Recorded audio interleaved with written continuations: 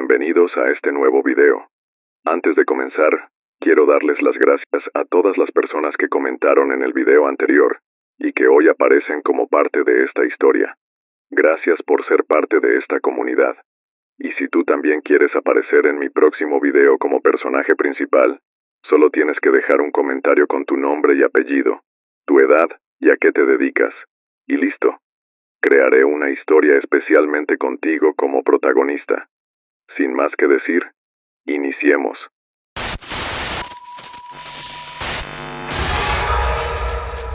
Nunca pensé que mi historia algún día terminaría contándola así, en voz alta, tratando de buscar sentido entre los recuerdos rotos y las pesadillas que todavía no me dejan dormir. Me llamo Jesús Fernández. Nací en Michoacán, pero llevo más de 20 años trabajando en los campos del Valle Central de California. Si estás escuchando esto, quizá esperas una historia de fantasmas o de brujas, pero te aviso desde ya, esto es mucho más jodido. Lo que viví no tiene nombre, y si lo tiene solo lo susurran en voz baja los que saben el charro negro. Sí, ese personaje que muchos creen un mito o una leyenda para asustar niños o para justificar tragedias. Pero no es una historia inventada. Yo lo vi, hablé con él, y lo peor, hice un trato. Mi vida era simple pero dura. Me levantaba antes que saliera el sol, trabajaba bajo un calor que te calcina hasta los huesos, y regresaba a casa con las uñas negras de tierra y los hombros rotos de cargar cajas. Aún así no me quejo, al menos tenía trabajo. Pero hace un par de años todo se empezó a desmoronar. Mi esposa María empezó a enfermarse. Al principio eran mareos, desmayos, pero luego le diagnosticaron una afección cardíaca complicada. De esas que si no tienes seguro o mucho dinero estás condenado. Yo hacía lo imposible por juntar el dinero. Me metía a dobles turnos, dormía en el carro, vendía herramientas, hasta que llegó el punto en que ya no me alcanzaba ni para las medicinas más básicas. Recuerdo una noche, después de una jornada de 14 horas recogiendo uva, me quedé dormido en medio del campo. Estaba solo, y cuando desperté ya era casi medianoche. El cielo estaba despejado, pero el ambiente se sentía denso como si algo invisible se hubiera colado en el aire. Entonces lo escuché, un galope,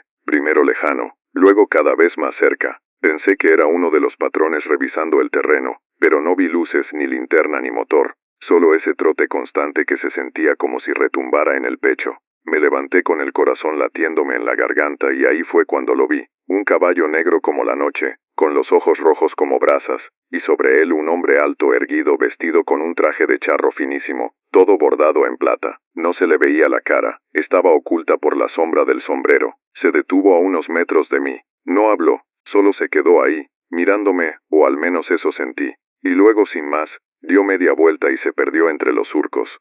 Esa fue la primera vez, no supe qué pensar. Al día siguiente se lo conté a un compa del campo y se me quedó viendo raro. No me dijo nada, pero me trajo un escapulario y me lo colgó sin preguntar.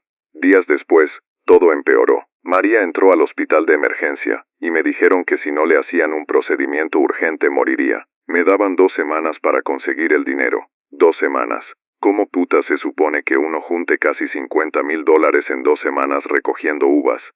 Desesperado me largué una noche a caminar por los campos. Llevaba días sin dormir bien, sin comer bien. Todo me sabía a tierra y a sangre. Fue ahí cuando lo volví a ver. No escuché su galope esta vez. Simplemente apareció entre las hileras como si la oscuridad lo hubiera escupido. Me quedé paralizado. Él desmontó. Sus espuelas tintineaban al caminar. Un sonido que todavía me estremece. Se acercó sin apuro y me habló con una voz grave, profunda, como si saliera desde dentro de la tierra. ¿Cuánto vale la vida de tu mujer? No supe qué responder. Me puse a llorar como un niño de pura impotencia, de miedo, de rabia. Te ofrezco un trato, dijo, y me extendió la mano enguantada en cuero. Yo te daré lo que necesitas, pero tú me darás algo a cambio. Lo justo. Nada es gratis. Le pregunté qué quería. Me miró, o al menos eso sentí, aunque sus ojos seguían ocultos. Tu fuerza, la que usas cada día en el campo, durante un tiempo será mía, pero a cambio todo lo que recojas se multiplicará. Acepté. No lo pensé, no tenía opción. Le estreché la mano, y fue como tocar metal hirviendo. El dolor me atravesó hasta la médula. Luego se subió a su caballo, y desapareció. Literalmente desapareció.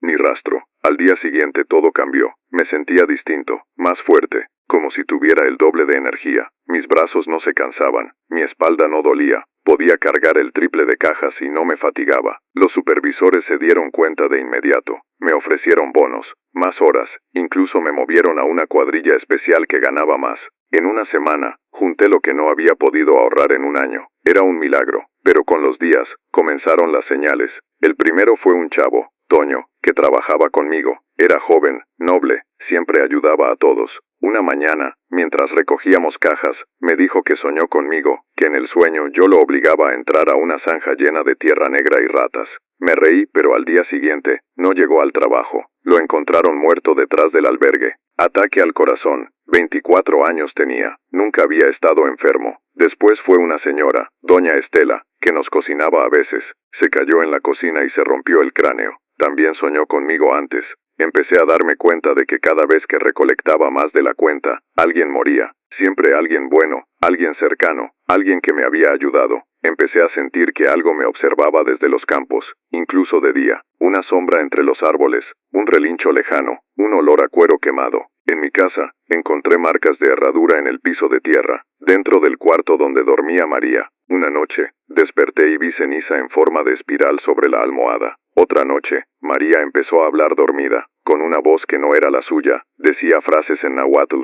una lengua que jamás aprendió. Los perros del rancho no se me acercaban, y cuando pasaba, se agazapaban y aullaban como si algo los hiriera. Fui a buscar al padre del pueblo, me negó la confesión. Me miró con miedo, me dijo que ya no era completamente humano, me echó agua bendita y me dijo que no volviera. Empecé a dormir en el carro, con una Biblia abrazada al pecho, aunque ya nada de eso me daba consuelo. Una noche, al llegar a casa, vi a María de pie frente al espejo, con los ojos en blanco tarareando una melodía que no reconocí. Me acerqué y al tocarla, gritó con una voz que retumbó en toda la casa. Luego cayó inconsciente. Cuando despertó, no recordaba nada, pero su salud curiosamente mejoró, como si algo dentro de ella se hubiera sanado, o cambiado, y entonces entendí, el trato no era solo por fuerza o dinero, yo estaba entregando algo más. Cada vez que recolectaba, algo se alimentaba, algo usaba mi cuerpo como un canal para obtener lo que quería, y ese algo, ya estaba dentro de mi casa. Una madrugada, mientras manejaba hacia el campo, lo vi de nuevo, en medio del camino, montado sin moverse. Esta vez me habló sin bajarse del caballo.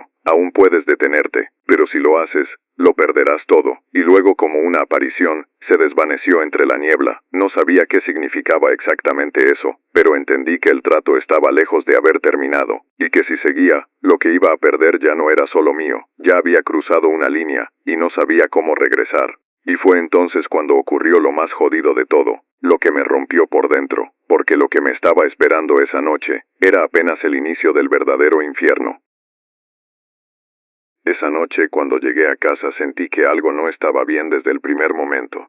Todo estaba en silencio, pero no en un silencio normal. Era ese tipo de silencio denso que parece succionar el aire y que te obliga a contener la respiración sin darte cuenta. La puerta principal estaba entreabierta. No quise gritar el nombre de María. Sentí que si lo hacía, algo que estaba esperando dentro escucharía mi voz y vendría por mí. Entré despacio con el corazón pateándome las costillas. La casa olía raro, como a pelo quemado y tierra mojada. Caminé hacia el cuarto y vi algo que me hizo frenar en seco. Las paredes estaban cubiertas de barro, pero no era cualquier barro, era espeso, oscuro, con pedacitos de hueso o algo que crujía al secarse. En medio del cuarto María estaba sentada en la cama, pero no se movía.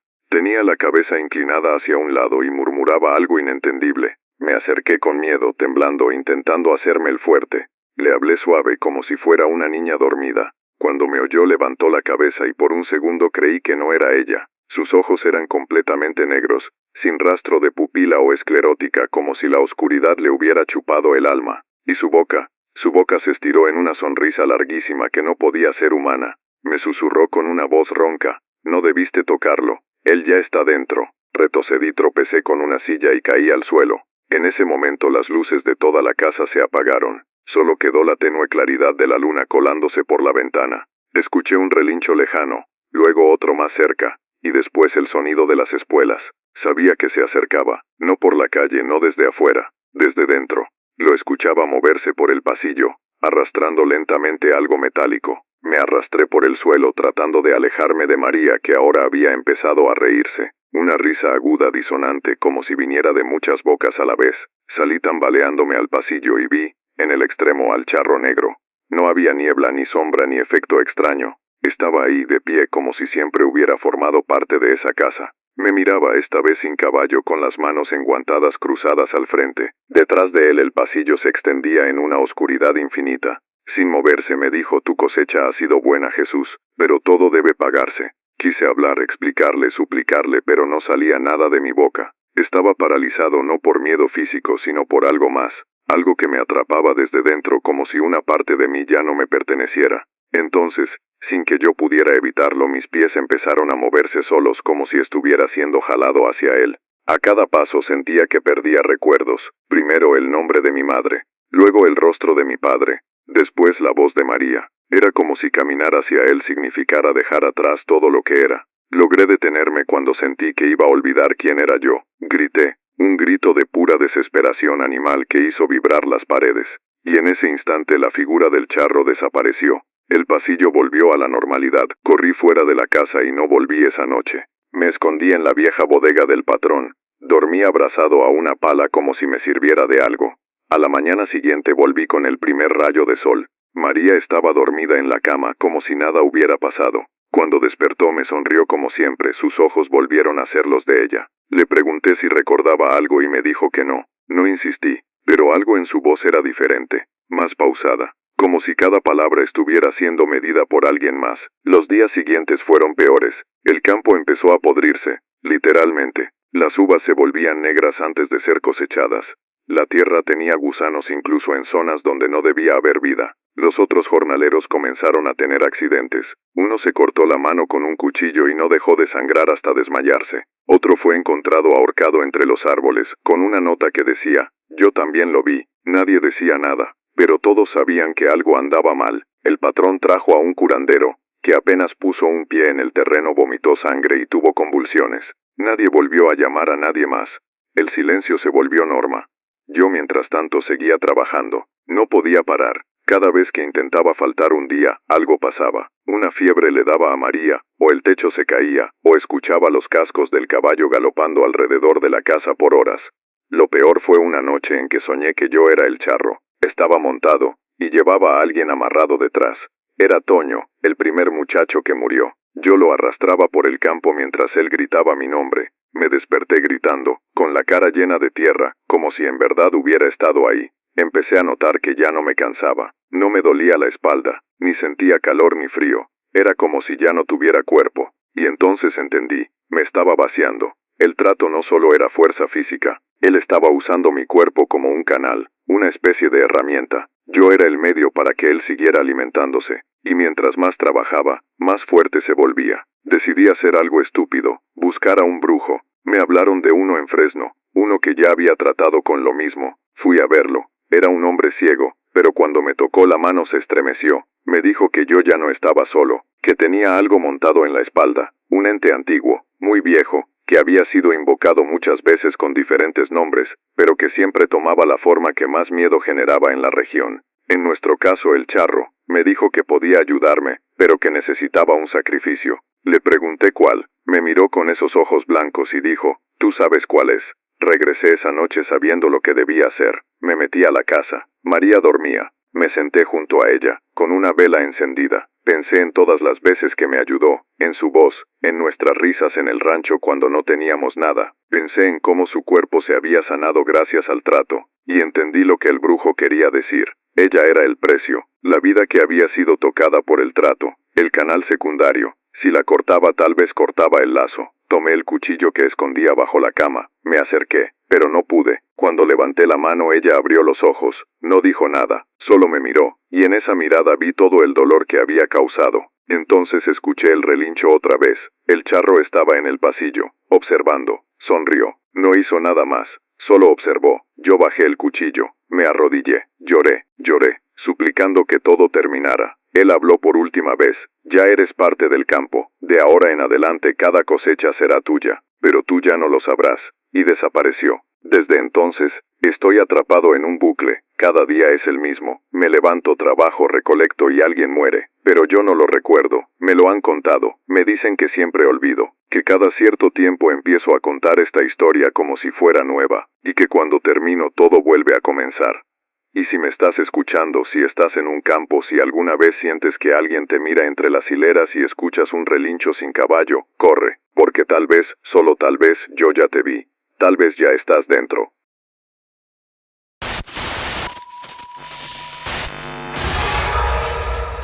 Yo no siempre fui así. Hubo una época no tan lejana, en la que podía dormir tranquila, planear mis días con calendario en mano, mirar hacia el futuro con esa mezcla de ambición y entusiasmo que tienen las personas que han trabajado duro por años, y sienten que, finalmente, el esfuerzo comienza a dar frutos. Mi nombre es Lucía del Valle. Nací y crecí en la Ciudad de México, hija única de una madre enfermera y un padre contador público que se mató trabajando hasta el día en que un infarto lo detuvo para siempre. Yo heredé esa costumbre, la de no parar, la de siempre ir por más, la de no aceptar un no como respuesta, y así con sangre, sudor y un sinfín de noches sin dormir, logré fundar mi empresa. Era una startup de desarrollo de software, enfocada en soluciones inteligentes para empresas pequeñas y medianas. Al principio éramos solo 3 personas en un cuarto alquilado, con una cafetera rota y más deudas que ingresos, pero en 5 años, estábamos firmando contratos con grandes corporativos. Me entrevistaban en revistas,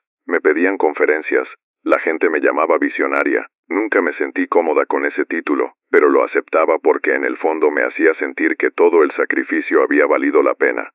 Pero lo que nadie te dice es que el éxito a veces no es una cima, es una trampa. Y cuando estás arriba, todos te miran, todos esperan que sigas subiendo, y si tropiezas, hay quienes disfrutan verte caer. En mi caso no tropecé, me empujaron. Una firma internacional me propuso una fusión tentadora. Iban a invertir millones, ampliar el equipo, llevar nuestros productos a otros países. Todo sonaba perfecto, pero firmé sin leer la letra pequeña, porque confié, porque ya no dormía, porque el estrés me tenía al borde del colapso. Y en cuestión de semanas perdí todo. La empresa fue absorbida, los empleados despedidos, mi nombre eliminado de la historia de la marca. Me dejaron con una pequeña indemnización y la sensación de que me habían arrancado un pedazo del alma. Intenté demandar, pero sus abogados eran como buitres, y yo ya estaba quebrada, por dentro y por fuera. Después de eso, desaparecí del mapa. Dejé las redes sociales, corté contacto con colegas y amigos, me mudé a un departamento mucho más pequeño en la colonia Narvarte. Pasaba los días en pijama, viendo series viejas y comiendo lo que fuera más barato. Mis ahorros se esfumaban poco a poco. Me sentía como un fantasma. Una noche sin poder dormir, me puse a leer artículos sobre empresas arruinadas, sobre fracasos, sobre personas que perdieron todo y lograron resurgir. En uno de esos foros extraños de Internet, encontré una conversación que me pareció ridícula al principio. Hablaban de acuerdos sombríos, de personajes que aparecían en momentos de desesperación, de pactos. Todos mencionaban nombres distintos. El hombre del sombrero, el jinete silente, el charro. Me causó risa al principio, pero seguí leyendo. Había testimonios. Algunos parecían falsos, otros tenían detalles que me helaron la sangre. Una mujer contaba que su cafetería floreció de la noche a la mañana después de que él se le apareció en un sueño, y le ofreció convertir cada cliente en un cliente recurrente, a cambio de que sus recuerdos más felices fueran borrados. Otra hablaba de cómo su startup explotó en éxito, pero que cada línea de código que subían dejaba secuelas físicas en su equipo. Uno de ellos incluso murió frente a la pantalla. No sé por qué seguí leyendo. Supongo que cuando uno está hundido se aferra a cualquier cosa. Una parte de mí quería reírse. Otra parte quería creer. Había un nombre que se repetía. Charro Negro. Decían que era un espíritu, un demonio, un ángel caído, una entidad vieja como el tiempo mismo, que a veces aparece montado, otras caminando, que su traje es impecable, que sus botas nunca tocan el suelo, que su voz puede sonar en tu cabeza o en tu estómago, que nunca miente, pero que nunca dice todo, y que cuando te ofrece algo, tú decides si aceptas, pero nunca puedes deshacer el trato. Me obsesioné, empecé a tener pesadillas. Lo veía en mi cuarto de pie frente a la ventana, a veces montado sobre un caballo que respiraba humo, a veces solo su sombra, proyectada en la pared con espuelas que brillaban como cuchillas. Me decía cosas que no entendía, en un idioma que sonaba como eco de campanas rotas, pero despertaba sintiéndome más lúcida que nunca. Una noche, luego de varios días sin comer bien, me encerré en mi oficina abandonada. Había guardado las llaves aunque ya no era mía, solo por necedad. Ahí me sentía segura.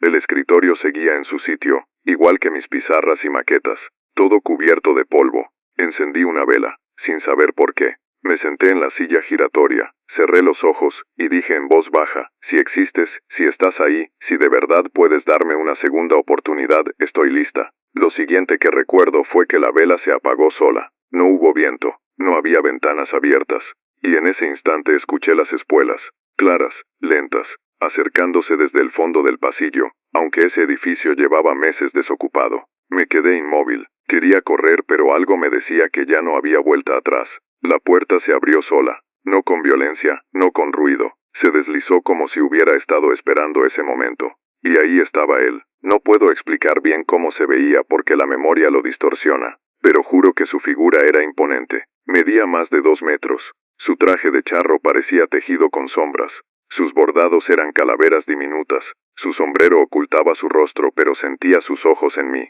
Me habló sin mover la boca. «Quieres volver a ser lo que eras, pero distinta, más fuerte». Asentí sin saber cómo. «Puedo darte poder, influencia, dominio. Harás que todos te sigan, que te necesiten. Pero a cambio», su voz se alargó como si cada palabra cayera en mi mente como plomo derretido. «Renunciarás al alma de una idea cada vez que firmes un contrato. Cada innovación, cada inspiración, no será tuya, será mía. Y lo que crees que creas, tendrá otro origen».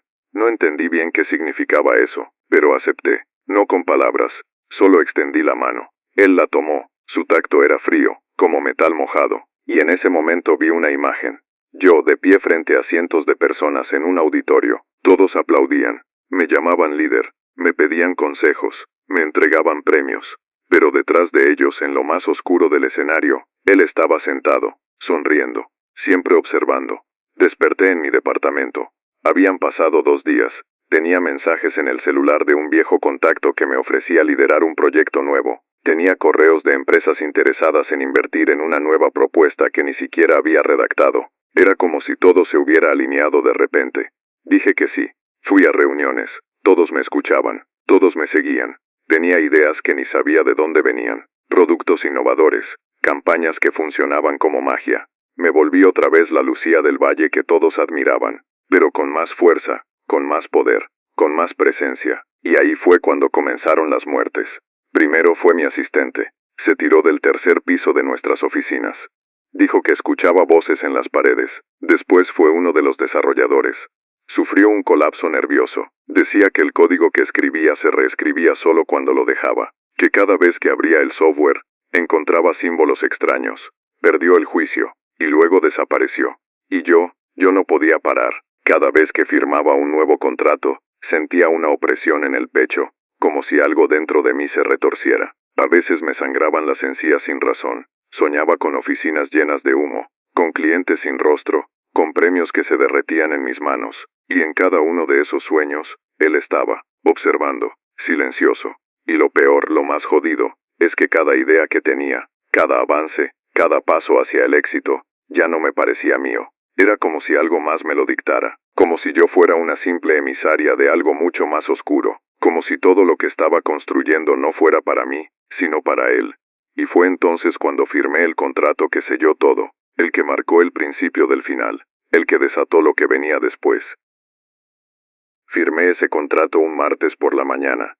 Recuerdo la fecha exacta porque justo esa madrugada había tenido el sueño más perturbador de todos. Estaba en una sala de juntas infinita, donde todas las paredes eran espejos que no devolvían mi reflejo. Alrededor de la mesa estaban sentados ejecutivos sin rostro, vestidos de negro, con las manos fusionadas con sus tablets. Uno de ellos me ofrecía un bolígrafo, pero cuando lo tomaba, el bolígrafo se derretía y se convertía en una lengua negra que se me enroscaba en la muñeca. Y detrás de todos ellos de pie, en una esquina imposible de la sala estaba él, el charro. No hablaba.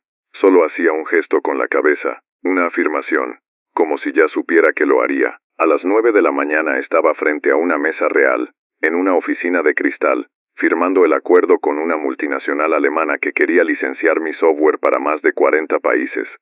Era el contrato más grande que había tocado en mi vida. Todos me sonreían, me felicitaban, me decían que era brillante, Y mientras firmaba, sentí una presión helada en el pecho, como si un alambre oxidado me cruzara el corazón. Algo se partió dentro de mí, no de forma física, pero sí espiritual. Me temblaban las manos, pero lo hice, firmé, y todos aplaudieron.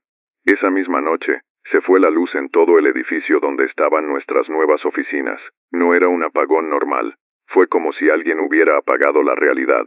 Todo se volvió completamente negro. Ni siquiera el reflejo del celular iluminaba nada. Mis empleados gritaban, corrían, pero no podíamos vernos. Algunos hablaban de sombras que se movían por los pasillos. Otros decían haber oído cascos de caballo pisando losas de mármol. Una de las recepcionistas se desmayó y cuando despertó, no podía pronunciar palabra. Solo escribía, compulsivamente, en servilletas y papeles sueltos. Palabras sin sentido, líneas de código que no eran humanas. Y entre todas esas frases sin lógica, siempre aparecía el mismo nombre. Él viene. Después de eso, ya nada volvió a ser normal. A nivel empresarial, todo iba perfecto. Los ingresos se dispararon. Los medios hablaban de mí como un fenómeno imposible de ignorar. Pero al interior, las cosas se estaban pudriendo. La mitad del equipo de desarrollo pidió licencia médica. Algunos fueron diagnosticados con trastornos psiquiátricos severos. Uno se arrancó las uñas con los dientes frente a su computadora. Otro murió de un derrame cerebral mientras presentaba una aplicación que, según él, se había reescrito sola en la madrugada. Yo no podía parar. Sentía que estaba atrapada en una inercia que ya no controlaba. Cada mañana me despertaba sin recordar que había soñado, pero con una sensación de estar más vacía que el día anterior. Una tarde, mientras preparábamos una presentación para inversionistas, revisé uno de los nuevos proyectos que mi equipo había subido al sistema. Era un software de análisis predictivo.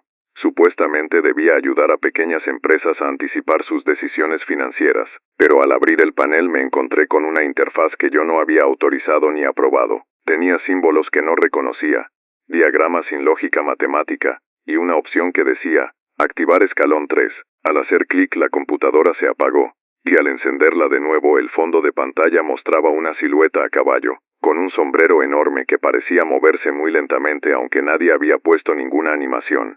Le pregunté al equipo quién lo había diseñado. Nadie se hacía responsable. Revisamos los logs del servidor. El código había sido subido desde una dirección IP inexistente, a las 3:33 de la madrugada. Y lo peor, el archivo original tenía mi nombre como autora. Esa noche al llegar a casa, encontré todas las paredes cubiertas de post-its. Cada uno tenía escrito un nombre, una fecha y una palabra ideación. Los nombres correspondían a personas con las que había trabajado, todos los que habían tenido ideas clave para el desarrollo de los productos, todos los que en su momento me habían dicho frases que después yo usé en presentaciones, campañas, decisiones de diseño, como si alguien hubiera estado llevando un conteo meticuloso de cada idea que yo robé sin saberlo, como si la casa se hubiera convertido en una libreta maldita. Quemé todos los papeles, no sirvió de nada. Al día siguiente, estaban de vuelta. Poco a poco la gente comenzó a alejarse de mí, no por miedo o rechazo, sino por desaparición literal. Uno a uno, mis socios empezaron a irse. Uno desapareció en un viaje de negocios. Otro fue hallado en su departamento en posición fetal, con los ojos completamente blancos. Cuando le preguntaron qué le había pasado, solo dijo, ella no sabe que ya no es ella. Nunca más volvió a hablar. Los que quedaban me evitaban, no me miraban a los ojos, y yo me miraba al espejo y no me reconocía. Había algo en mi rostro que se endurecía, como si mis facciones se volvieran ajenas, como si alguien estuviera esculpiéndome desde dentro.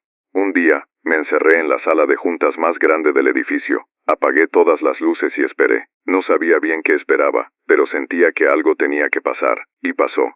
A las 3:33 de la madrugada exactas, se encendió el proyector solo. Empezó a mostrar imágenes de mi vida, pero no eran recuerdos, eran momentos distorsionados. Una reunión donde yo hablaba y los demás estaban de espaldas. Una presentación donde todos aplaudían, pero tenían cuernos en lugar de orejas. Una cena en la que brindábamos, pero las copas estaban llenas de sangre. Y en cada imagen siempre, en algún rincón oscuro el charro, a veces montado, a veces de pie, a veces solo su sombra, proyectada en las paredes. Y entonces habló, no desde el proyector, no desde los parlantes, desde dentro de mí. Ya no eres tú, eres canal, eres vitrina, eres caja de resonancia, y cada aplauso que recibes, es mío.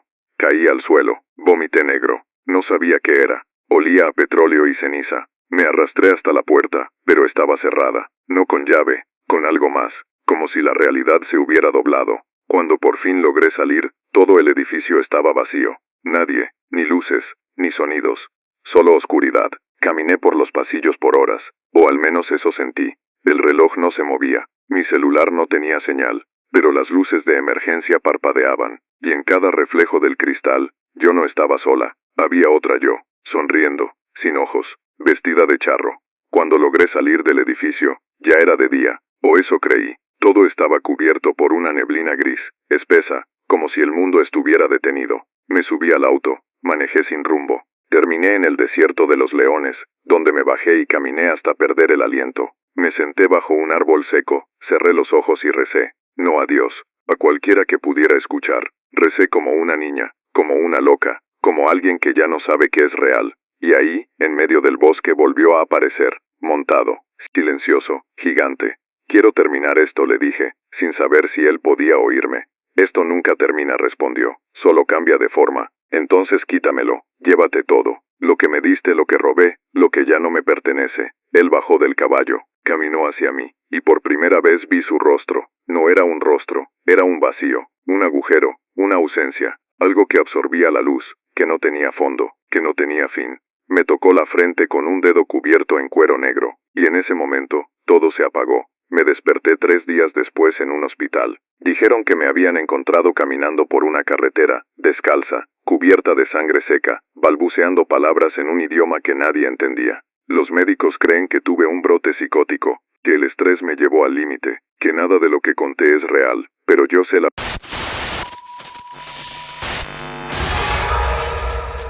Nunca quise terminar contando mi historia, mucho menos de esta forma. Pero cuando algo tan jodido te pasa, algo tan fuera de todo lo que creías posible, llega un punto donde callarte se vuelve más peligroso que hablar. Me llamo Manuel Torres, aunque la mayoría me conoce como El Zurdo. Fui parte del narco en Sinaloa durante casi 15 años. No un sicario cualquiera, no un halcón de esquina.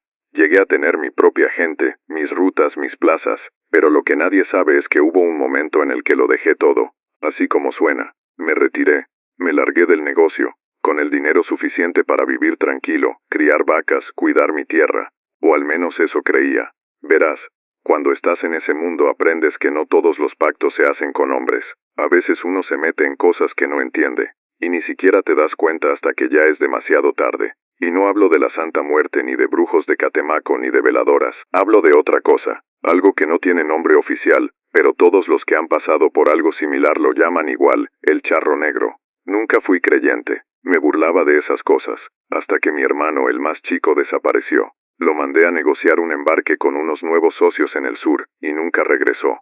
Me dijeron que lo habían levantado por pasarse de listo, pero cuando fui a buscar su cuerpo nadie me dio la cara. Solo encontré su reloj. Estaba enterrado en medio de un campo de caña, colgado de un árbol seco como si lo hubieran dejado ahí para mí, y en el suelo justo debajo había marcas de herraduras, 4, perfectas, como recién hechas. Después de eso no fui el mismo. Comencé a soñar con caballos, con fuego, con gritos lejanos. Me despertaba en las madrugadas empapado en sudor, con las manos temblando. Una vez soñé que estaba en un camino de tierra, con un sombrero que no era mío en la cabeza, montado en un caballo sin ojos. Iba cabalgando hacia una cueva oscura, y alguien me susurraba al oído que ahí lo encontraría. Nunca entendí qué significaba eso, pero desde ese momento, algo en mí se quebró.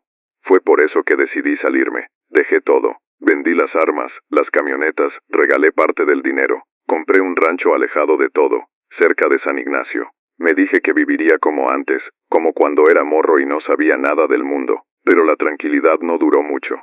Al principio todo iba bien. El ganado crecía, la tierra rendía. Tenía 2 trabajadores de confianza y una perra que me seguía a todos lados. Me despertaba con el canto de los gallos y dormía sin miedo. Pero después, las cosas empezaron a cambiar. Primero fueron los animales. Uno de los becerros amaneció abierto, como si lo hubieran diseccionado. No había sangre, ni señales de pelea ni huellas. Solo estaba ahí, con los órganos expuestos y las costillas rotas hacia afuera, como si algo lo hubiera reventado desde adentro. Después fue la perra. Una noche salió corriendo al monte ladrando como loca, y ya no volvió. La encontré 3 días después, colgada de un árbol, igual que el reloj de mi hermano. Y en el suelo otra vez las herraduras. Pensé que era alguien queriéndome asustar. algún enemigo viejo, pero no había señales de entrada, ni cámaras rotas, ni cercas cortadas, y la forma en que estaban puestas las marcas, era como si el caballo hubiera aparecido y desaparecido en el mismo lugar. Ahí empecé a recordar los sueños, el fuego, la cueva, el camino de tierra. Decidí que tenía que hacer algo. Fui con un brujo en Culiacán que me debía un favor, un viejo loco, pero que sabía cosas que la mayoría ignora. Me escuchó en silencio, sin interrumpirme. Y cuando terminé, me dijo solo una cosa: no lo llames, no lo busques. Si ya te vio, va a volver. Pero si tú lo llamas, no hay vuelta atrás. Yo no lo creí, pero lo que pasó después, todavía me cuesta decirlo.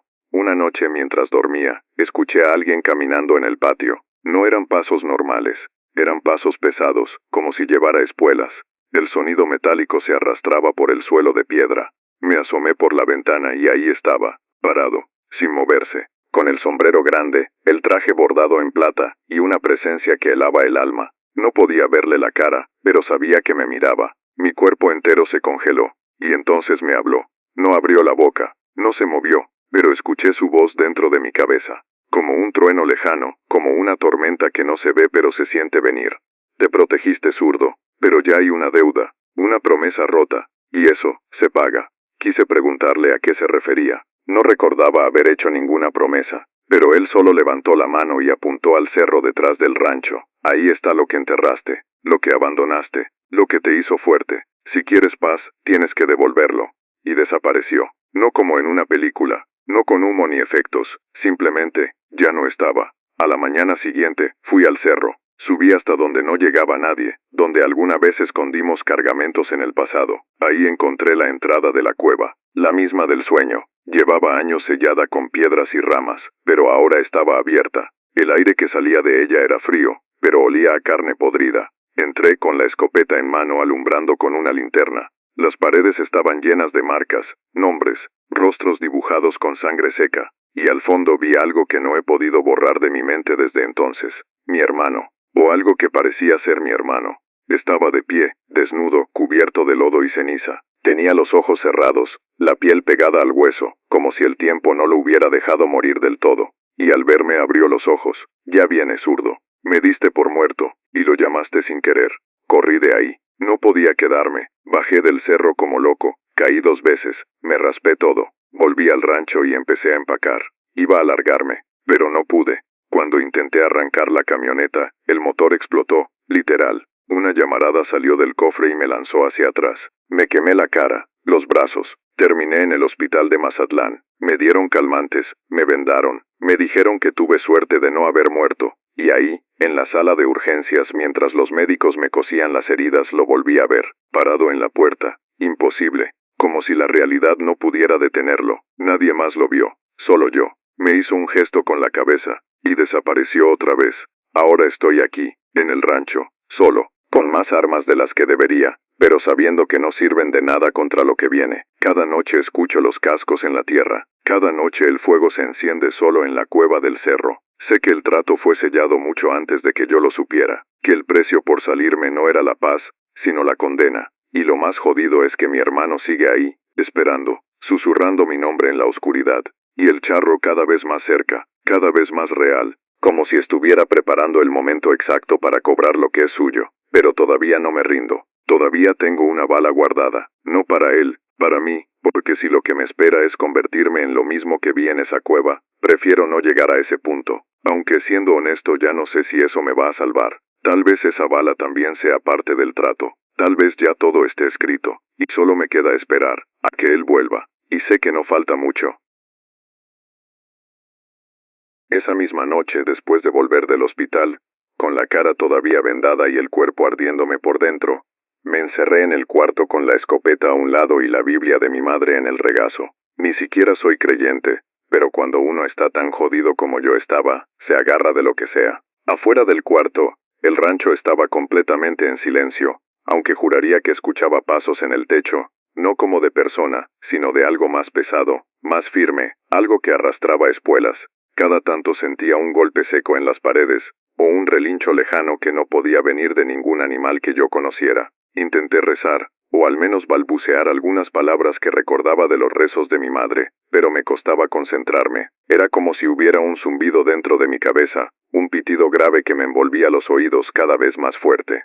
A la medianoche, se apagó la luz, el foco del cuarto titiló un segundo y luego se reventó. No hizo falta mucho para saber que había llegado, no él, físicamente, pero sí su presencia. El aire se volvió denso, cargado. Olía a azufre, a cuero mojado, a madera quemada. Me paré como pude y busqué la escopeta, pero no me sentía con fuerzas. Me ardían las cicatrices, y el dolor me nublaba la vista. Entonces, la puerta se abrió sola. Nadie del otro lado, solo la oscuridad del pasillo. Pero algo me empujaba a salir, algo que no era miedo ni obediencia. Era como si el cuerpo ya no me respondiera, como si otra voluntad se hubiera instalado en mí.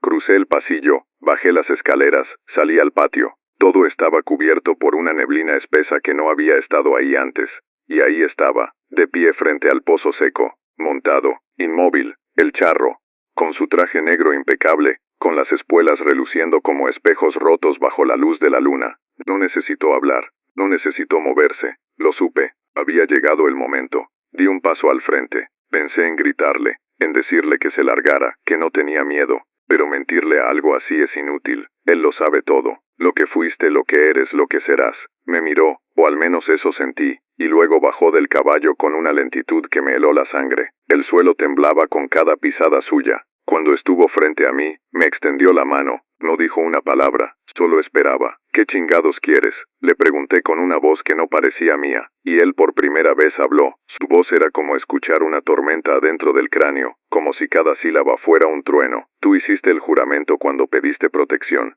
cuando ofreciste tu sangre en los rituales, cuando abriste caminos con violencia. Todo pacto tiene eco, todo precio regresa. Pero yo me salí, le dije más como un susurro que como una afirmación. Te saliste de los hombres, respondió, no de mí. Entonces giró la cabeza hacia el cerro, y detrás de él, las llamas comenzaron a subir como si la cueva misma hubiera despertado. Las piedras se removían solas, la tierra se agitaba. Grité, no de miedo, de furia. Sentía que me estaban arrebatando algo que ya había dejado atrás. Corrí hacia la casa, cerré todo, bloqueé puertas, ventanas. Pero nada detiene al charro, nada físico al menos. A las 3:33 de la madrugada, desperté sudando hielo. Estaba acostado sobre la mesa de la cocina, sin saber cómo había llegado ahí. A mi lado un cuchillo viejo oxidado con el mango envuelto en cuero negro, y en el filo, estaba grabado el nombre de mi hermano, Julio Torres. No me moví durante horas, sentía que si respiraba muy fuerte, algo me iba a romper por dentro. Al amanecer decidí volver a la cueva, no por valor, por desesperación. No podía seguir huyendo. Si el destino era enfrentar lo que fuera que había ahí, lo haría. Subí con dificultad. Mis piernas todavía estaban torpes por los calmantes. El sol apenas salía, y el cielo tenía ese tono naranja podrido que siempre me dio mala espina. Cuando llegué, la entrada estaba completamente abierta. No como la última vez. Ahora parecía una boca esperando tragarme. Entré con la linterna temblando en mi mano. Las marcas en las paredes seguían ahí, pero ahora se movían. No como si alguien las dibujara, sino como si respiraran. Al fondo otra vez mi hermano, solo que ahora ya no era él. Su piel estaba completamente negra, como cubierta de carbón, los ojos rojos sin pupilas. Sus labios se movían, pero no salían palabras. Solo un sonido, como un lamento que se metía directo en los huesos. Y cuando me vio sonrió, una sonrisa rota, de esas que ya no tienen alma. Siempre fuiste el favorito, siempre fuiste el que vivía. Ahora te toca a ti cargar con esto. Intenté hablar pero no pude, no sentía la lengua. Entonces apareció él, el charro detrás de mi hermano. No caminó, flotaba. Sus pies no tocaban el suelo, se colocó entre nosotros, y por primera vez vi su rostro. Era el rostro de todos los que maté, el de los traicionados, el de los torturados, el de los que di la orden de desaparecer. Iban cambiando, fundiéndose uno en otro, todos mirándome, todos juzgándome. Este es tu legado, me dijo. La violencia se alimenta. Tú no saliste, solo la sembraste en otra tierra. Y entonces me dio a elegir. O tomaba el lugar de mi hermano, y él quedaba libre, o me iba, y él se quedaba eternamente. Pero no solo eso. Hijos, nietos, cualquiera con mi apellido. Miré a Julio. Me rogaba con los ojos. Quería irse. Quería que lo liberara. Pero fui cobarde. Le dije al charro que no podía, que no quería morir así, que si tenía que cargar con la culpa lo haría pero vivo. El charro no discutió, solo asintió, y en ese momento todo se vino abajo. La cueva empezó a temblar. Las paredes se cerraban, Corrí hacia la salida, logré escapar por segundos. Y detrás de mí, escuché los gritos de mi hermano. No de dolor, de odio, de traición. Esa fue la última vez que lo vi. Ahora vivo lejos. Cambié de nombre. Estoy en otro país. Con otra identidad. Nadie sabe quién soy. Pero cada noche, a las 3:33, escucho cascos de caballo por el pasillo.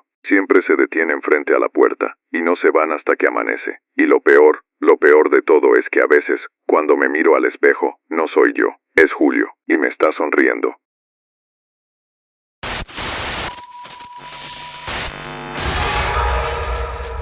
Nunca imaginé que algo así pudiera pasarme a mí. Siempre creí que el mal se manifestaba en formas más simples. Un crimen, una injusticia, una enfermedad, algo visible, tangible, con causas claras. Pero lo que viví, no se puede explicar con lógica médica ni racionalidad. Yo soy Valeria Méndez, enfermera general del Hospital Civil de Guadalajara. Llevo más de 10 años trabajando en turnos nocturnos, viendo lo peor de la condición humana pasar por las camas de urgencias. Desde borrachos con el cráneo abierto por una pelea hasta niños baleados por estar en el lugar equivocado. He visto cosas que harían vomitar a cualquiera que no esté curtido. Y sin embargo nada, absolutamente nada me preparó para lo que viví hace un año. Empecé como muchas, recién egresada, con sueños, con ganas de salvar vidas, de marcar una diferencia. Me enamoré del uniforme, del orden, de la vocación.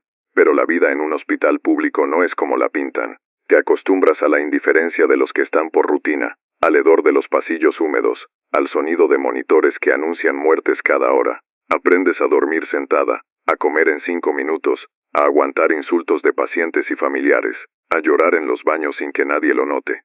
Y sin embargo seguía ahí, porque sentía que ese era mi lugar, hasta que llegó esa noche. Esa maldita noche.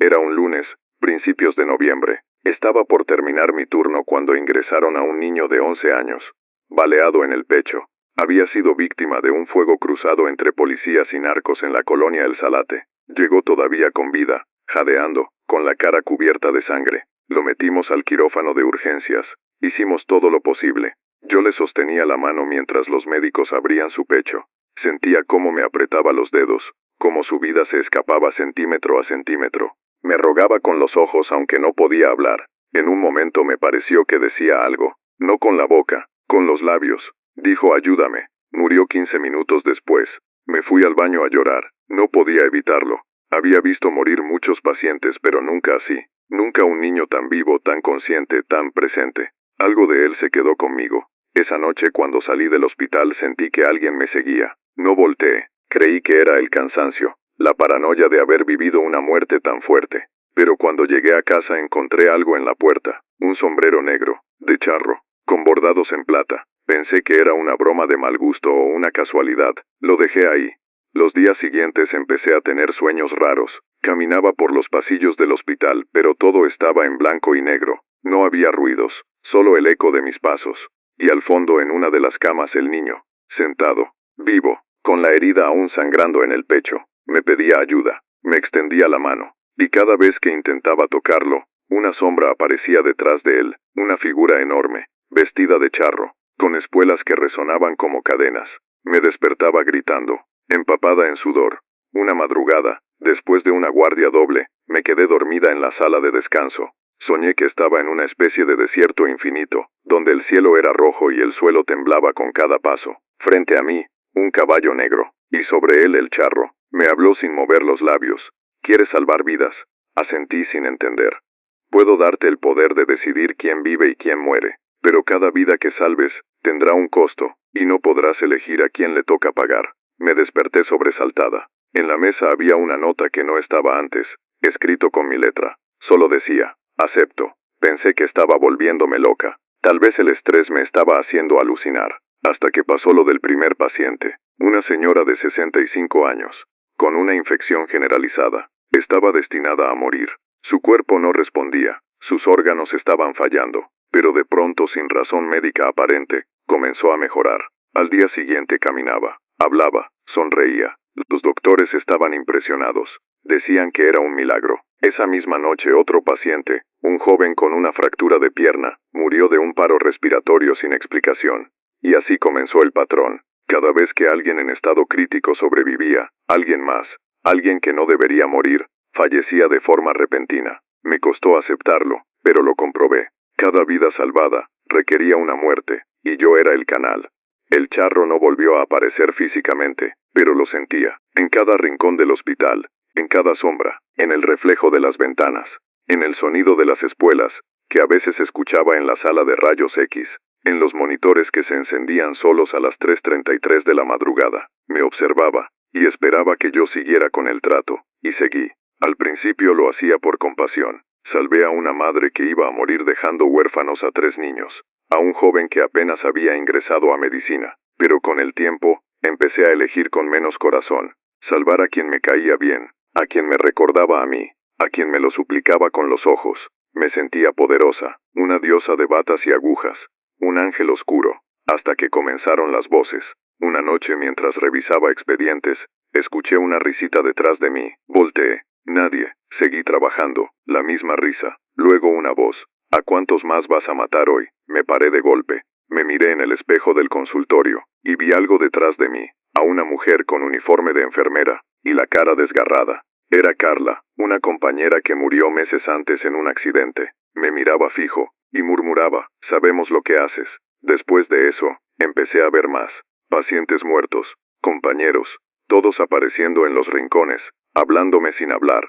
juzgándome, siguiéndome a casa, sentados en mi comedor, parados frente a mi cama, mirándome dormir. Una noche me levanté a orinar y vi al niño, al primero, al de la bala. Estaba en la sala, entero, con el uniforme escolar. Me dijo, ya no eres enfermera, ahora eres otra cosa, y desapareció. Volví a buscar al charro, lo supliqué, le pedí terminar el trato, no respondió. Solo dejó una nota en el espejo del baño del hospital. El trato no termina, se hereda. Y fue ahí cuando empecé a preocuparme de verdad, porque yo no tengo hijos, pero tengo sobrinos, hermanos, personas que amo, y si ese trato pasa a ellos cuando yo muera, no podía permitirlo. Así que tomé una decisión, pero aún no estoy segura de tener el valor, y mientras escribo esto, sé que la próxima noche de guardia, algo va a pasar, algo que decidirá si termino con esto, o si me hundo más. Porque el charro ya no está esperando, ya viene por mí. Esa noche de guardia no comenzó diferente a las demás, al menos en apariencia. Había poca gente en urgencias, cosa rara para un viernes por la noche, y el ambiente estaba tan silencioso que se escuchaba hasta el zumbido eléctrico de los fluorescentes en los pasillos. Algunos pacientes dormían, otros se quejaban por el dolor, pero todo estaba bajo control. Sin embargo, yo no estaba tranquila. Desde que abrí los ojos esa mañana, sentí un peso extraño en el pecho, una presión que no se iba ni respirando hondo ni tomando café. No era ansiedad, era otra cosa, algo oscuro que se arrastraba muy lento desde dentro, como si me fuera preparando para algo que ya estaba escrito. Tenía la sensación de que esa noche sería el punto de quiebre, como si algo me susurrara que las decisiones que tomara ya no solo me afectarían a mí, sino a todos los que me rodeaban. Caminé por los pasillos como un autómata, con el uniforme impecable pero la mente hecha trizas. Llevaba días sin dormir bien. Soñaba con quirófanos donde los cadáveres me pedían explicaciones, con niños sin rostro que me señalaban y gritaban mi nombre, con sombras que se arrastraban por debajo de las camillas como perros famélicos. A eso de las 3:20 de la madrugada, mientras preparaba una bandeja con jeringas en el consultorio 4, la luz empezó a parpadear. Ya no me sorprendía. El hospital era viejo, las instalaciones eran una ruina, pero algo en la forma en que titilaban los focos me puso los pelos de punta. Era como un código, como un patrón que se repetía con intención. Entonces lo escuché. El sonido de las espuelas. Primero suave, lejano, como si viniera desde el sótano. Luego más fuerte, más cercano, hasta que sentí que caminaban justo detrás de mí. Me volteé bruscamente. Nada, pero el aire había cambiado. Olía a cuero viejo, a tierra quemada, a sangre seca, y ahí estaba. No sé cómo entró, no lo vi atravesar ninguna puerta, solo estaba, parado en la esquina del consultorio, entre las sombras, con su traje impecable, el sombrero tapándole el rostro, y ese aura imposible de describir. Su presencia no era física, era emocional, era como si el miedo tomara forma. El charro negro, una vez más, ante mí, no dijo nada, solo extendió el brazo. En su mano, una especie de expediente, de los mismos que usamos en el hospital. Lo tomé, temblando. Era mi nombre en la portada, y debajo las palabras, último turno. Sentí que me quedaba sin aliento. Él asintió, y sin más desapareció. Se esfumó como humo absorbido por las paredes. Me quedé sola, con las manos sudadas, el corazón a punto de explotar. Abrí el expediente. Las primeras hojas estaban vacías. Luego una lista, nombres, decenas, quizás cientos. Todos eran pacientes. Todos habían muerto en turnos donde yo había salvado a otros. Nombres que no recordaba haber cruzado. Vidas que se habían apagado para que otras brillaran. Y al final de la lista, uno más, mi nombre. Ahí supe que el trato estaba por cerrarse, que había llegado el punto en que ya no había más que cobrar, o que el cobro sería yo. Salí del consultorio tambaleándome. El hospital entero parecía distinto, más oscuro, más frío, los pasillos, más largos, las luces, más tenues. Escuchaba lamentos, sollozos apagados, como si los muros lloraran. Me crucé con una doctora en el pasillo, pero su rostro era borroso, como si no tuviera facciones. Quise hablarle, pero no respondió. Me miró como si no existiera, y siguió de largo, flotando más que caminando. Me metí en la sala de descanso y me encerré. Cerré la puerta con seguro. Me senté en el piso. Lloré. Lloré como no lo hacía desde que era niña. Pedí perdón. No sabía a quién. Tal vez a los muertos. Tal vez a mí misma. No sé cuánto tiempo pasó. Solo sé que alguien tocó la puerta. Un golpe. Luego otro. 3 veces. No abrí.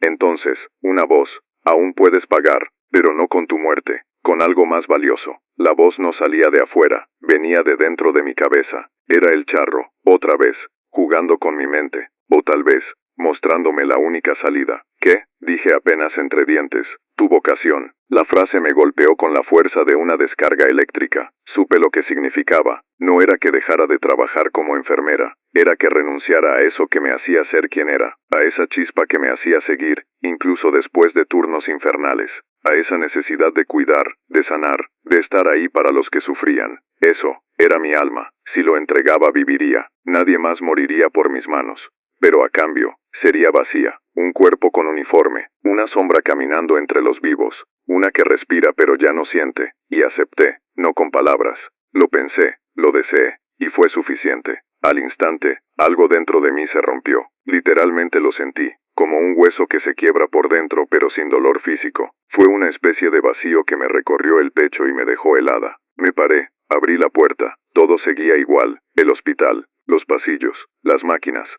los pacientes. Pero algo había cambiado. Yo no sentía nada, nada. Atendí los siguientes pacientes como si fuera un robot. No me afectaron las heridas, ni los gritos, ni la sangre. Uno de ellos murió mientras lo inyectaba. Ni siquiera parpadeé. No sentí culpa, no sentí tristeza, no sentí alivio. Solo, nada. Y desde esa noche, he sido otra. Sigo trabajando ahí. Me consideran eficiente, silenciosa, precisa. Algunos dicen que doy miedo, que mis ojos no parpadean tanto, que no respiro igual, que a veces hablo sola. Pero nadie me lo dice de frente. Yo solo sigo cumpliendo mi turno, día tras día, noche tras noche. Y cada 3:33, cuando reviso los monitores, él aparece. A veces en el reflejo del vidrio, a veces en la pantalla de un aparato que se apaga y se enciende solo. A veces solo escucho las espuelas. Y en esos momentos, sé que cumplí mi parte, que él está satisfecho, que ya no me va a llevar. Pero también sé que algún día, va a necesitar a alguien más. Porque los tratos no mueren, solo se heredan.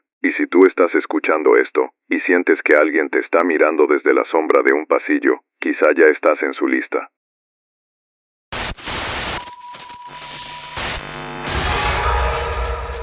No sé exactamente en qué momento empecé a joder mi vida, pero si tengo que elegir un punto de quiebre, diría que fue esa noche frente al monitor, con los ojos enrojecidos temblando por el café, con los dedos sobre el teclado, escribiendo una mentira más. Mi nombre es Mateo Ramírez, tengo 24 años, y soy estudiante de Economía en la Universidad Nacional en Bogotá, o mejor dicho era, porque lo que pasó después me alejó de todo eso, amigos, familia, clases, vida normal, y no porque haya cometido algún crimen o me hayan expulsado, fue algo mucho más raro, más oscuro, más antiguo, algo que hasta el día de hoy, no logro entender del todo. Durante la pandemia, cuando todo el mundo se encerró, yo me obsesioné con estudiar. No por amor al conocimiento ni por disciplina, sino por rabia. Crecí en un barrio jodido, viendo a mi mamá romperse el lomo limpiando casas mientras mi papá nos abandonaba de vez en cuando con la excusa del alcohol. A mí no me iban a pisotear. Yo iba a salir de ahí, iba a tener poder, y lo más importante, iba a demostrar que el mundo se podía doblar a mi voluntad si sabía cómo mover las piezas correctas. y en parte lo logré, con buenas notas, becas, trabajo como monitor en la universidad y contactos que fui haciendo en foros, redes y conferencias online. Pero no me bastaba, nunca me bastó, quería más. Ser brillante no era suficiente, tenía que ser temido, respetado, seguido. Quería que cada palabra mía tuviera peso, que las personas sintieran que si yo decía algo era porque así iba a pasar, que mis ideas moldearan la realidad, como si fueran decretos. Y entonces un día cualquiera, encontré algo, no sé si fue casualidad o destino, pero apareció frente a mí mientras navegaba por documentos antiguos, tratando de encontrar material para un ensayo. Era un archivo PDF, subido a una base de datos de filosofía precolombina sin autor, sin fecha clara. El título era confuso, mal traducido, algo como invocaciones del verbo y su precio en el fuego, pero lo que contenía me obsesionó. El texto hablaba de un ritual, una práctica ancestral, supuestamente olvidada, donde ciertas palabras dichas con la entonación correcta y en estado de concentración absoluta, podían alterar los eventos a corto plazo, como si la voz se volviera ley. Había reglas, no se podía usar con emociones débiles, no se podía usar para beneficio directo e inmediato, y sobre todo cada palabra deformada, es decir, cada mentira disfrazada de verdad, generaba una deuda, una marca, un eco. Pasé noches estudiándolo, memorizándolo, anotando símbolos, pronunciaciones, frases en náhuatl y latín mezcladas. Era ridículo, pero algo en mí me decía que no era falso, que tenía sentido, y en el fondo lo supe. Era exactamente lo que siempre quise, la palabra como arma, la lengua como poder. La primera vez que lo probé fue con una profesora que no quería darme una nota alta en un trabajo. Me encerré en el baño, repetí las frases con la entonación indicada. Al día siguiente me llamó a su oficina y me dijo que había reconsiderado mi calificación, que había encontrado argumentos que antes no había visto. Me subió la nota, no entendí cómo, pero funcionó. Después lo hice con un amigo. Quería que confiara en mí para un proyecto. Dije lo que tenía que decir, sin emoción, como lo dictaban las reglas, y él de la nada me propuso ser socio, y así lo fui usando, en cosas pequeñas, pero el hambre crece, la ambición se multiplica, y mi voz, cada vez tenía más peso, lo noté. Cuando hablaba en clase la gente me escuchaba más, cuando proponía una idea en una reunión, los demás asentían casi sin pensarlo, pero también, comenzaron los efectos secundarios. Primero, las palabras se me quedaban pegadas a la lengua, como si fueran pesadas, como si al decir una mentira, algo me mordiera por dentro. Después, empecé a ver sombras, en el reflejo del microondas, del espejo del baño, de la pantalla apagada del computador, una silueta montada a caballo, inmóvil, observando desde lejos. Intenté dejar de usar el ritual, me dije que estaba perdiendo la cabeza, que debía volver a lo académico, a lo real. Pero entonces, el decano me ofreció una beca internacional, sin que yo la hubiera solicitado, una que según los registros, yo mismo había tramitado con un ensayo que no recordaba haber escrito. Lo leí, era mío, cada palabra, pero no lo recordaba, y al final del documento, había una firma que no era la mía, era una especie de símbolo, como una herradura abierta, como un sombrero visto desde arriba. Esa noche soñé con él, por primera vez, no era una sombra, era él, el charro negro. Estaba en la cima de Monserrate, bajo una luna enorme. Su caballo tenía ojos como carbones encendidos, y él sin rostro me hablaba directamente al alma. Todo lo que digas, será, pero cada palabra falsa, dejará una grieta, y por cada grieta yo entraré. Desperté con la garganta ardiendo, había sangre en la almohada, me sentía exhausto como si no hubiera dormido en días. Mi lengua tenía una fisura en el centro, una línea roja que no se cerraba, pero no paré, al contrario. Empecé a probar los límites, influencié a un docente para que me permitiera acceder a su red de contactos políticos. Usé mis palabras para convencer a una candidata a que me dejara escribirle los discursos. Empecé a usar frases que no creía, pero que sabía que tenían poder. El país necesita una nueva voz. La economía debe tener rostro humano, mentiras disfrazadas, cáscaras vacías. Y cada vez que lo hacía, sentía que algo detrás de mí respiraba más fuerte, que la sombra se acercaba. Que las noches eran más frías, que mis palabras dejaban marcas. Las paredes del apartamento comenzaron a agrietarse sin razón. Las bombillas explotaban, la comida se pudría más rápido. Una vez mientras practicaba una nueva entonación frente al espejo, el reflejo no me imitó, me miró fijo, y sonrió. Y entonces, cometí el peor error, mentí por completo. No por estrategia, no por manipulación calculada, lo hice por impulso, por deseo. Le dije a una periodista que había sido víctima de abuso por parte de un profesor, con nombres y fechas falsas. Lo hice para posicionar mi nombre como símbolo de lucha, para conseguir más visibilidad. Era una mentira absoluta, y fue pronunciada con el ritual, con intención, con ese fuego verbal que ya dominaba. La historia se viralizó. Me invitaron a programas. Me ofrecieron espacios en medios, conferencias. Me convertí en una especie de símbolo. Y al mismo tiempo, todo empezó a romperse. Mi mejor amigo se suicidó. Su cuerpo fue hallado con una nota donde decía, él no dice la verdad, pero todos lo creen. Mi madre fue hospitalizada por un derrame cerebral. Me hablaba en sueños, aunque estaba en coma. Decía, Camila llegó a la universidad en medio del caos mediático que yo mismo había provocado. Mi nombre estaba por todos lados. La falsa denuncia se había convertido en bandera para muchos movimientos, y aunque había voces que comenzaban a sospechar, la mayoría me defendía, me tenían en un pedestal del que yo sabía que iba a caer. Era cuestión de tiempo. Y entonces apareció ella como una sombra fresca en un cuarto saturado, una estudiante de intercambio, veinteañera lista carismática, con esa mezcla de inteligencia y hambre que reconocí de inmediato porque la había visto en mí años atrás. La forma en que miraba los discursos, cómo tomaba apuntes, cómo me analizaba en las conferencias, supe que no tardaría en encontrar el mismo sendero que yo. Al principio pensé que era paranoia, pero luego empecé a notar las coincidencias. Camila comenzó a tener ideas profundas, que compartía con la seguridad de alguien que nunca las había tenido antes. Frases que sonaban a las mismas fórmulas que yo había descubierto pero ligeramente alteradas. Sentencias con peso. Palabras que hacían callar salas enteras. No lo estaba inventando. Vi cómo profesores que nunca cedían le daban la razón. Cómo compañeros con egos inflados se inclinaban ante su presencia sin saber por qué. Ella estaba comenzando a usar el verbo. La misma estructura. La misma cadencia. Como si alguien se lo hubiera enseñado, o como si alguien la estuviera guiando.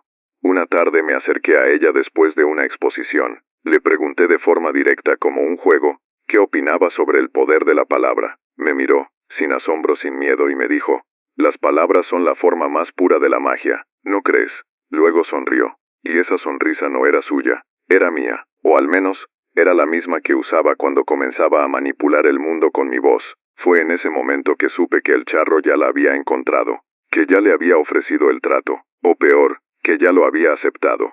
Esa noche regresé a mi apartamento temblando. Tenía que hacer algo. No podía dejar que otra persona, una más joven, más pura, más inocente, terminara como yo, podrida por dentro, con la lengua marcada, con la voz infestada de deudas. Preparé todo para una última invocación, no una más para obtener poder, sino una para romper el vínculo, o al menos eso esperaba. Reuní los fragmentos de los textos, los símbolos, las entonaciones. Encendí las velas, dibujé el círculo con ceniza y carbón, me arrodillé en medio y hablé. No recité, grité, exigí. Charro, ven y mírame a la cara, termina esto conmigo.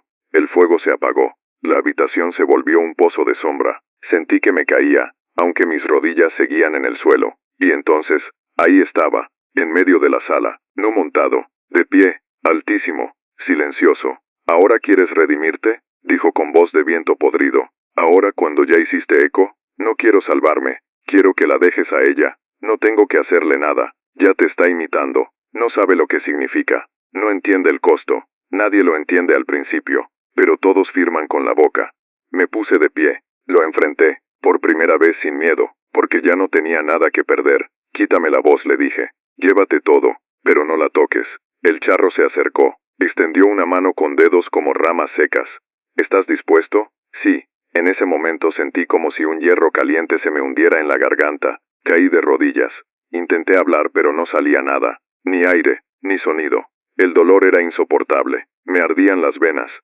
El pecho parecía a punto de explotar. Y entonces desapareció. Me desperté tirado en el piso, con sangre en la boca, sin voz, literalmente, mudo. Fui al hospital. Diagnóstico, parálisis inexplicable de las cuerdas vocales. Ninguna causa aparente. Terapia inútil. Era irreversible, pero yo sabía la verdad, y por un tiempo funcionó. Camila dejó de usar las frases. Perdió fuerza. Volvió a ser una más entre los cientos de estudiantes ambiciosos. Me miraba raro, como si supiera que yo había hecho algo, pero nunca me dijo nada. Se fue meses después, en silencio, y pensé que había ganado, que el precio estaba pagado, hasta que comencé a ver los símbolos otra vez, no en mi casa, en los muros del campus. dibujados en los baños, en las paredes de los salones, pequeñas herraduras, frases truncadas, palabras antiguas. Al principio creí que alguien los estaba copiando, pero eran demasiado precisos. Eran invocaciones, completas, vivientes, y entonces vi a otro, un estudiante nuevo. Había empezado a hablar en círculos políticos, su nombre aparecía en debates, columnas de opinión. Lo escuché una vez, desde lejos, y su voz tenía ese tono, esa vibración que no se puede fingir, ese poder. Corrí a advertirle, a decirle que se detuviera, pero no pude. Mi voz no salía. Apenas balbuceaba sonidos deformes. Me miró como se mira a un loco. Me empujó. Se fue. Lo vi alejarse con la sombra del charro caminando a su lado. Ahí supe que el pacto no termina con uno, que cada palabra pronunciada con esa intención deja una grieta por donde él se cuela, que no hay redención posible, porque el verbo se contagia, se propaga, como un virus. Y ahora estoy aquí, encerrado, en este cuarto oscuro donde las luces parpadean y la sombra se asoma cada noche. Ya no intento dormir, ya no como, solo escribo, lo único que me queda, porque mientras escribo, aún puedo advertir a alguien. Y si tú estás leyendo esto, si alguna vez sentiste que tus palabras tienen un poder que no puedes explicar, si viste a la gente doblarse ante tu voz, detente, cierra la boca, calla antes de que sea tarde, porque cuando hables de nuevo ya no serás tú, será él.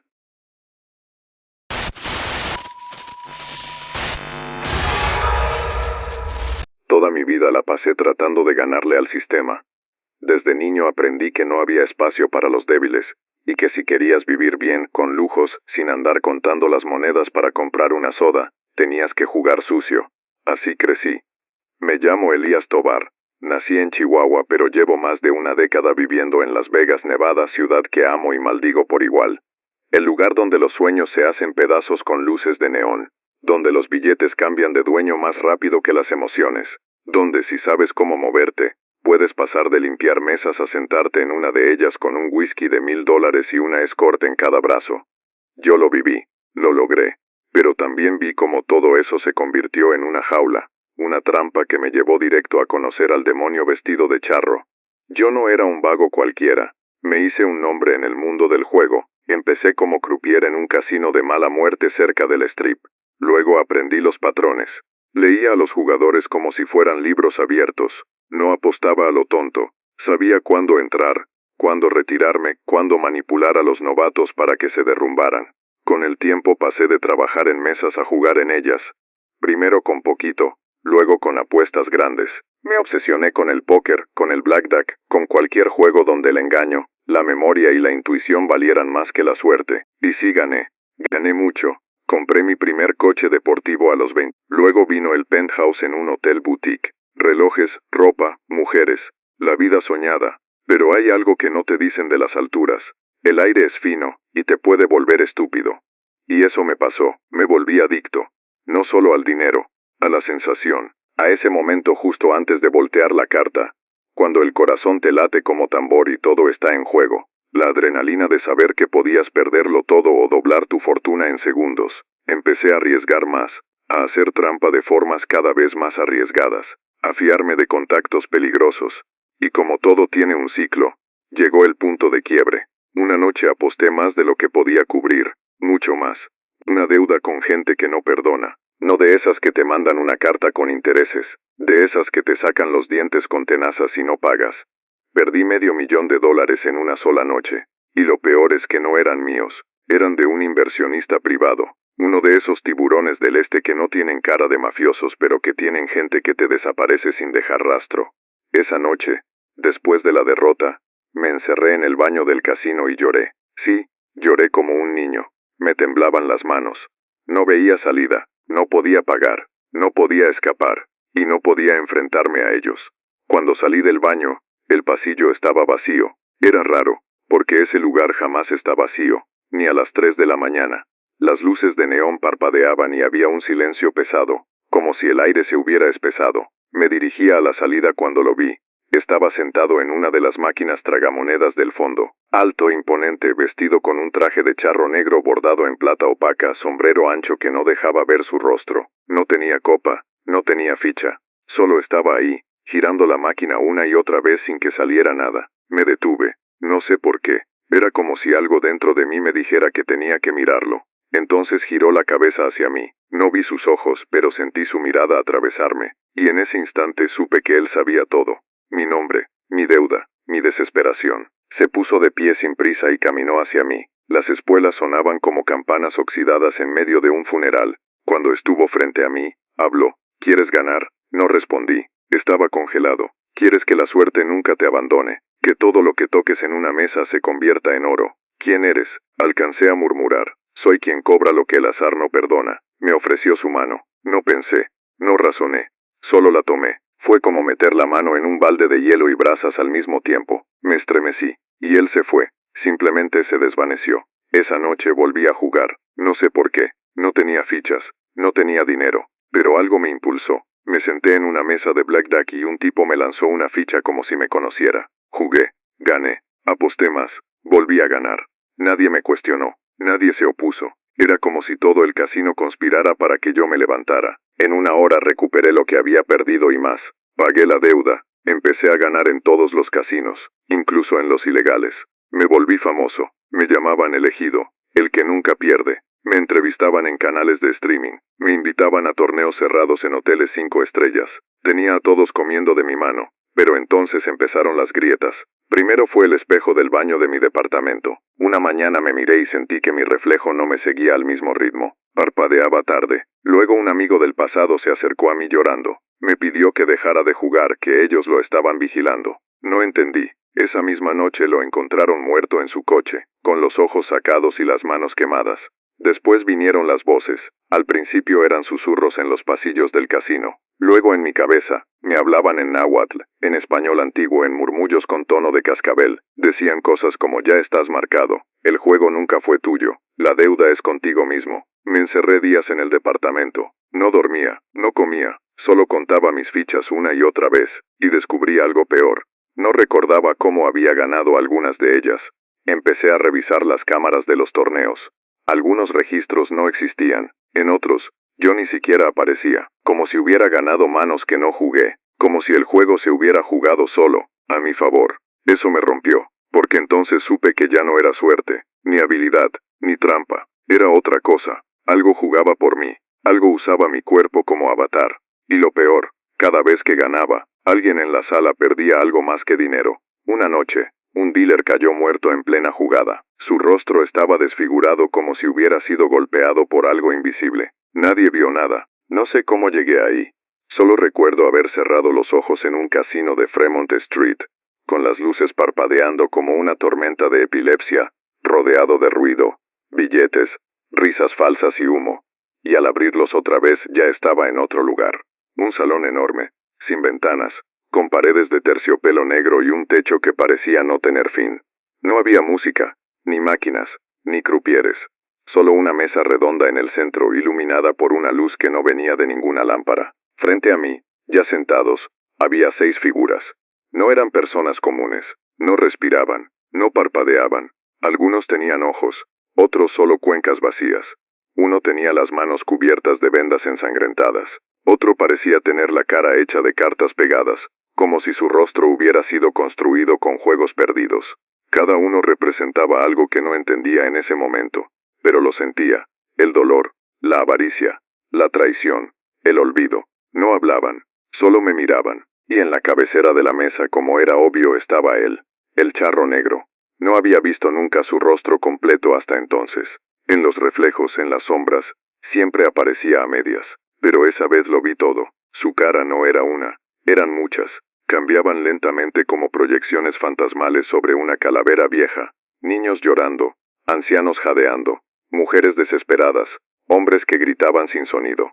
Su piel era ceniza viva, y sus ojos no eran ojos, eran llamas negras que ardían sin luz. Me indicó que me sentara. No habló, no necesitaba hacerlo, el aire mismo me obligaba. El asiento era de hueso pulido. Cuando lo toqué, sentí el frío de los muertos. Me senté. En el centro de la mesa apareció una baraja. No era de cartas normales. Eran fragmentos de recuerdos. Lo supe al instante. Cada carta tenía un momento mío. Mi primer beso, el día que mi madre me llevó por primera vez a la escuela, el sabor de un helado cuando cumplí 10 años, la risa de un amigo que ya no recuerdo. Estaban ahí, atrapados, plastificados en cartón maldito. El charro levantó la primera carta. Me la mostró. Era el día en que aposté todo el dinero que no era mío, $500,000. La carta sangraba por los bordes. Me la tiró. Perdí. Me arrancaron un pedazo de la lengua sin tocarme. Dolió como si me hubieran desgarrado la carne viva.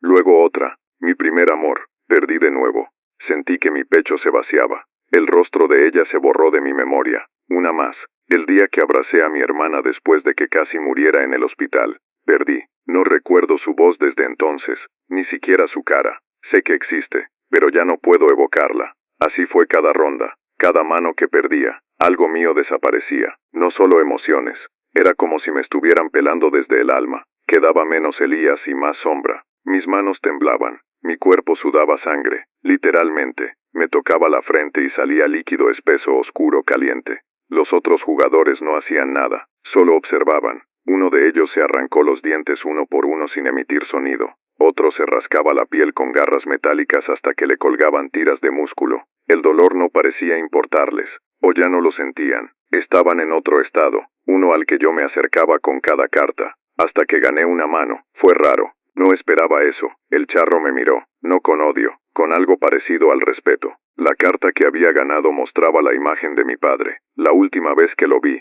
estaba borracho, descalzo, gritándole a mi madre desde la calle. Me protegía detrás de la cortina. Esa escena se quedó grabada en mí, y por alguna razón, esa fue la carta que gané. El charro se inclinó levemente, como si reconociera que había algo que aún me pertenecía. Me dejó quedarme con esa memoria, pero la siguiente carta, no pude evitarlo, era una versión de mí, más joven, sonriendo, en paz, con los ojos limpios. La carta no tenía texto, solo esa imagen, y al perderla, algo se rompió de forma definitiva. Me levanté bruscamente. Ya no podía respirar. Sentía que mi cuerpo era una bolsa vacía, y entonces, el charro habló por fin. La última apuesta no es por lo que fuiste, sino por lo que serás.